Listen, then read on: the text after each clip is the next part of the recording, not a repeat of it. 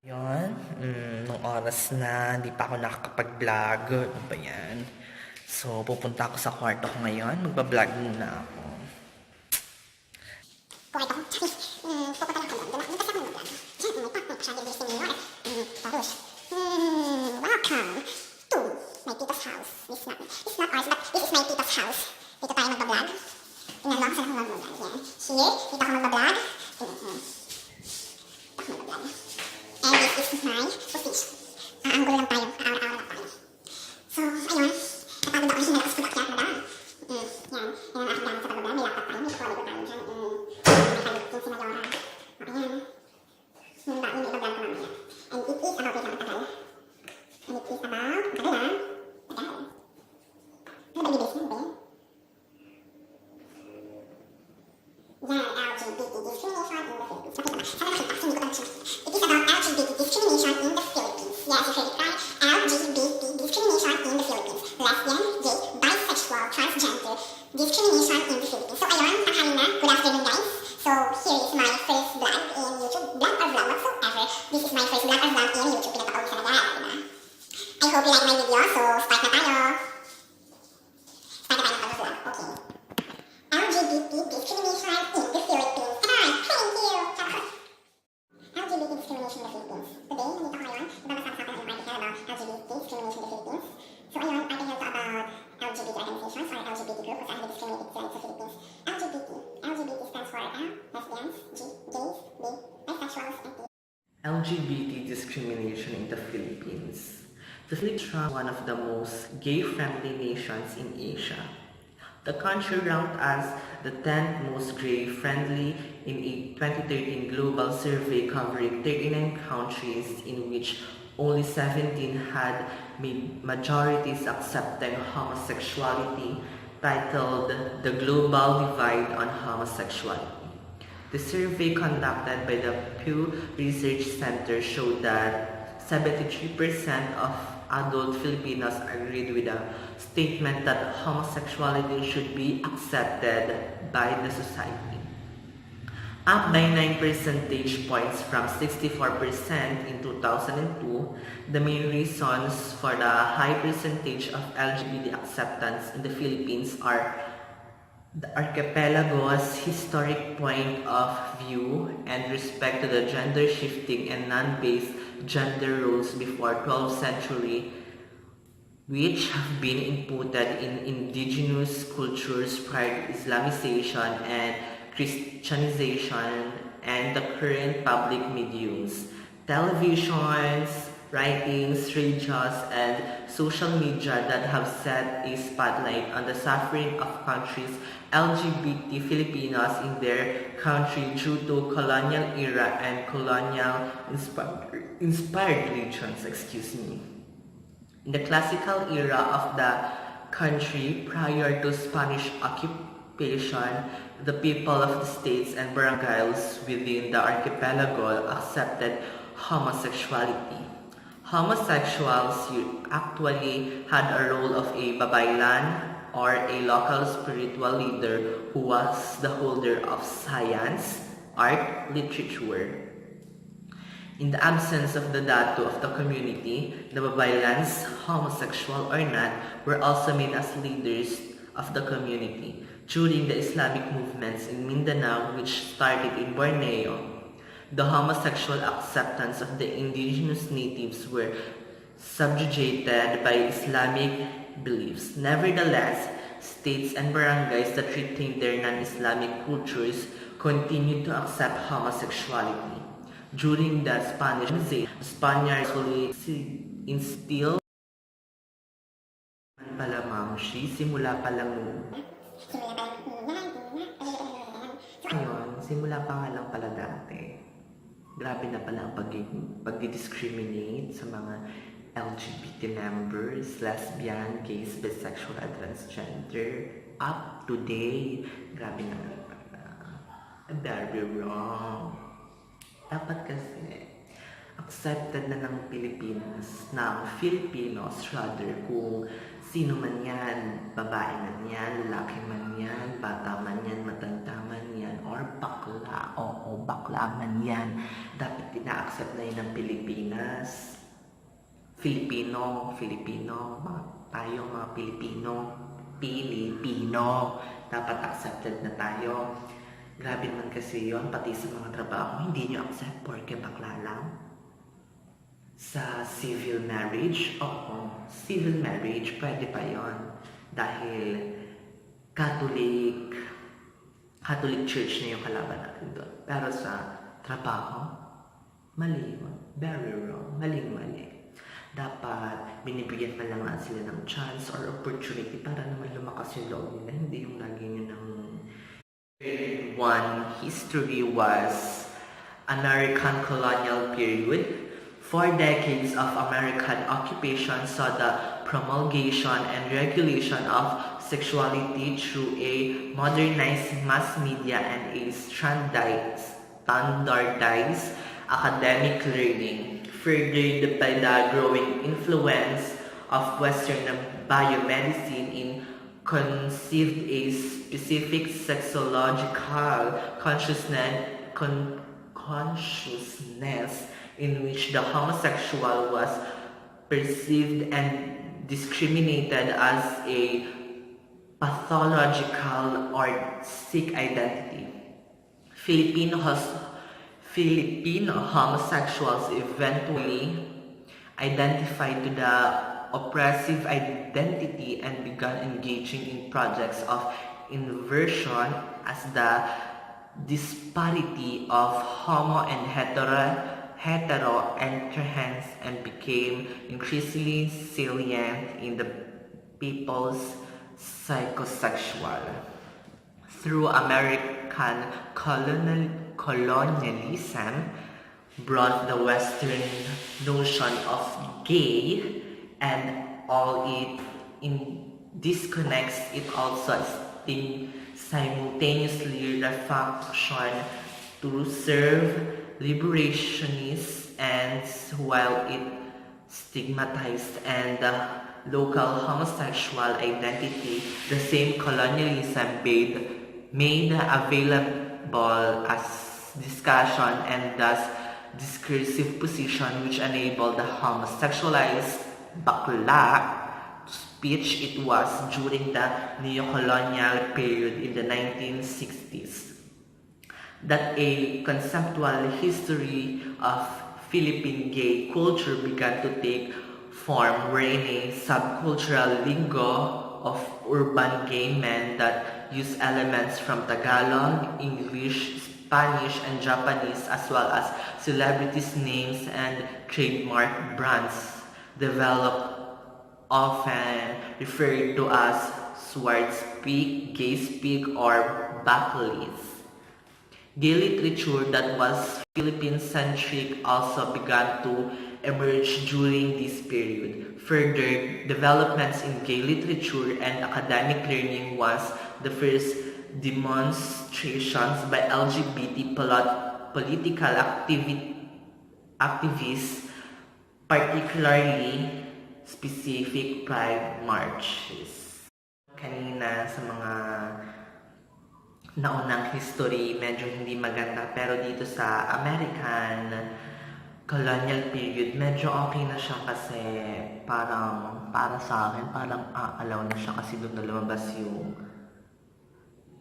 Western notion of a gay, tapos meron na din siyang homosexualized bakla to speak. Parang nakapag-express na yung mga katulad ko na medyo, alam niyo yun, bakla, na-express. So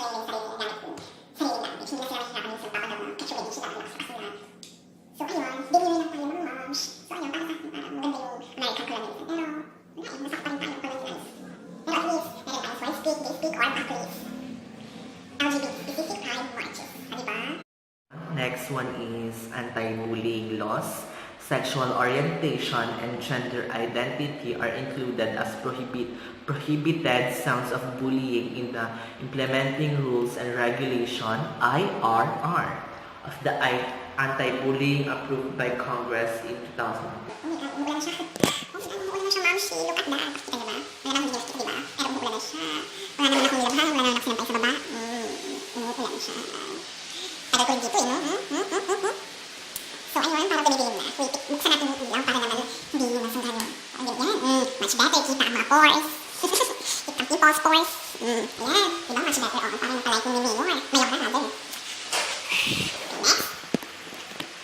Living conditions. Tayo lang pala yung effect. Living conditions. LGBT flag map of the Philippines. Religion. Several religious beliefs exist within the country, including Roman Catholicism, the Iglesia ni Cristo, and Islam, among many others. These different faiths have their own views and opinions toward the topic of homosexuality. So, ayun, di ba, nabanggit ang Roman Catholic at saka Iglesia ni Cristo para may magkaiba silang point of view or POV. Babasahin natin. First is Roman Catholicism. The Philippines is a predominantly Catholic country with approximately 82.9% of the population claiming to be Roman Catholics. The Roman Catholic Church has been one of the most active religious organizations in the country. Oh my God, excuse me. Excuse me. The Roman Catholic Church has been one of the most active religious organizations in the country in opposition to the LGBT community.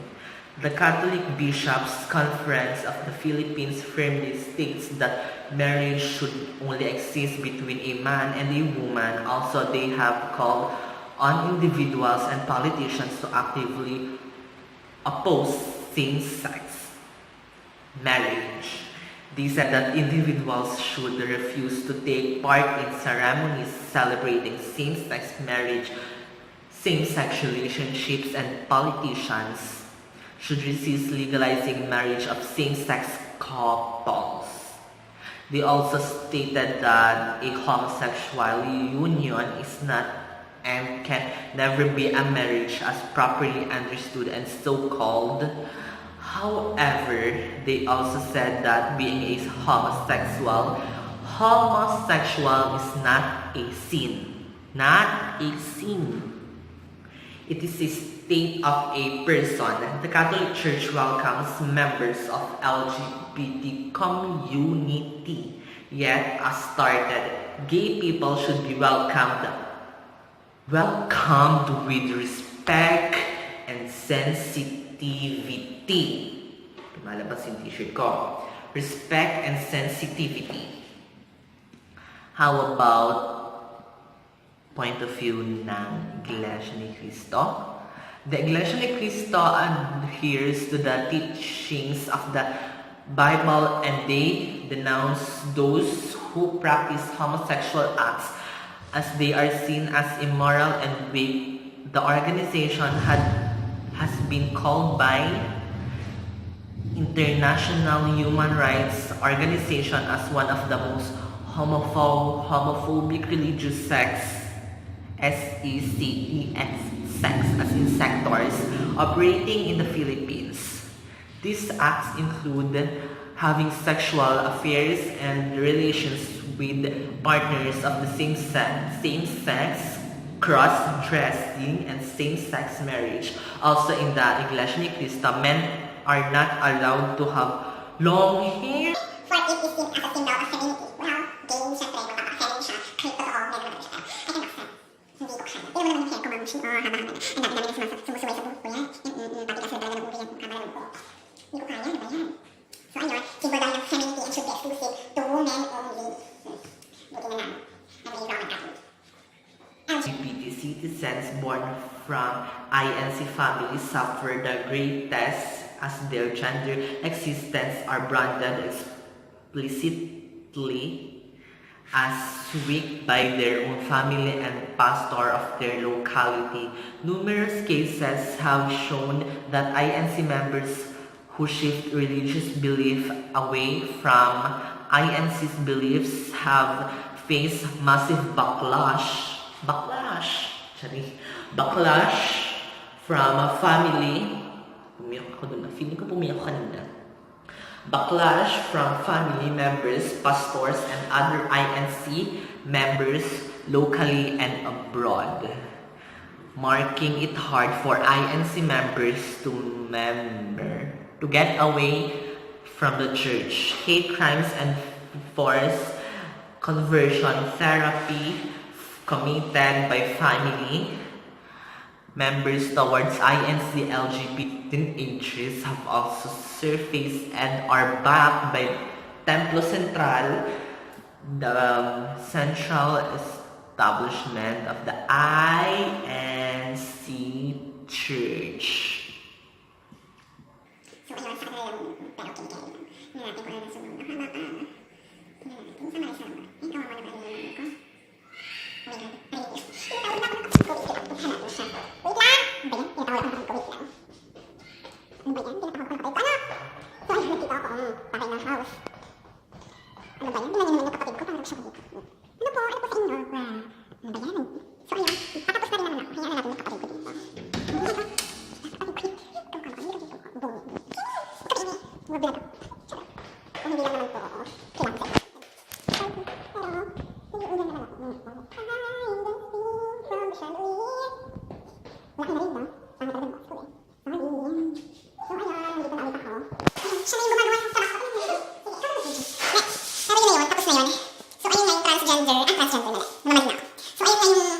LGBT discrimination in the Philippines. Natutuwa naman ako dahil na-action naman ng natitin ko. Sana naman ako dito. So ayun, natutuwa naman ako sa So ayun, natutuwa naman ako sa mga government officials natin dahil kahit papaano naman gumagawa naman sila ng aksyon para naman maaprubahan yung same-sex marriage. Natutuwa naman ako doon. Tapos, discriminations. Gusto, tigilan nyo na yan. Mga Pilipino naman talaga. Oo. Ayun, ikot-ikot lang tayo dito sa ako. So, ayun. Natutuwa naman ako sa kanila. Pero sa mga Pilipino na dinidiscrimina yung mga tulad ko ng member ng LGBT, tigil-tigilan nyo na yun. Wala naman kayo mapapala dyan. Kami lang to, nagtatrabaho kami. Yung iba gusto magtrabaho, kaya ano bang ingay So, ayun. Yun lang for today.